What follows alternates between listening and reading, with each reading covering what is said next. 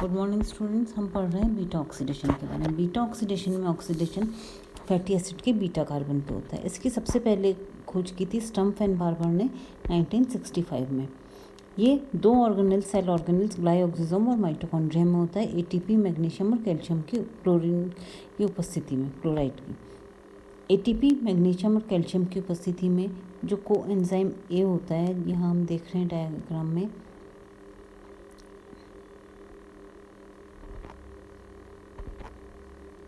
Coenzyme A fatty acid से combine होता है और बनाता है फैटी एसाइल कोएंजाइम ए का निर्माण करता है। इसका जो फैटी एसाइल कोएंजाइम ए का बीटा कार्बन है, इसका ऑक्सीडेशन होता है और एक कार्बोनाइल ग्रुप का निर्माण होता है। जो ऑक्सीडेशन जो होता है बीटा कार्बन पे, वो सीधा नहीं होता। सबसे पहले एक डबल बॉन्ड का निर्माण होता है। डबल बॉन्ड का निर्माण दो हाइड्रोजन के रिमूवल से होता है। ये जो होता है, ये फैटी एसाइल डिहाइड्रोजनेज नामक एंजाइम की उपस्थिति में दो हाइड्रोजन रिमूव होते हैं और एक डबल बॉन्ड का निर्माण होता है। उसके बाद एक वाटर मॉलिक्यूल और इसमें beta fatty acyl coenzyme A का निर्माण होता है, फैटी एसाइल कोएंजाइम ए की।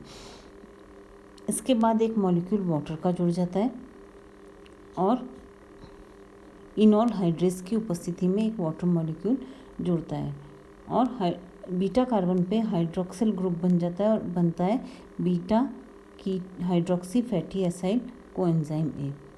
ये beta hydroxy fatty acyl coenzyme है। इसमें फिर दो हाइड्रोजन एटम रिमूव होते हैं, NADC NADPH2 का निर्माण होता है और फिर एक कीटो ग्रुप का निर्माण होता है, जिसको कहते हैं beta keto fatty acyl coenzyme ए।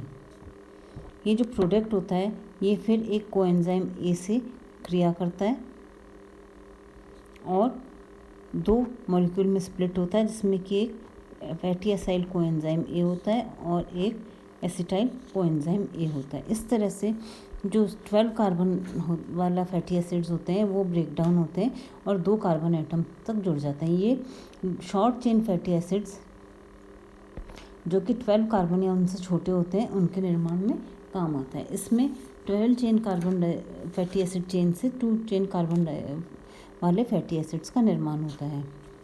तो इसमें क्या होता है, सबसे पहले फैटी एसाइल कोएंजाइम ए जो होता है, वो कोएंजाइम ए से क्रिया एक फैटी एसिड जो होता है, वो फैटी एसाइल कोएंजाइम ए से एटीपी मैग्नीशियम और क्लोरीन की उपस्थिति में क्रिया करता है और निर्माण होता है फैटी एसाइल कोएंजाइम ए का। ये फैटी एसाइल कोएंजाइम ए है, इससे दो हाइड्रोजन रिमूव होते हैं और एक डबल बॉन्ड बनता है।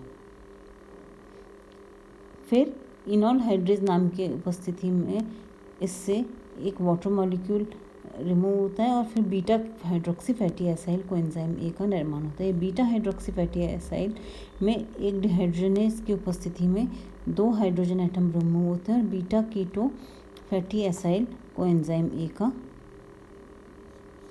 निर्माण होता है।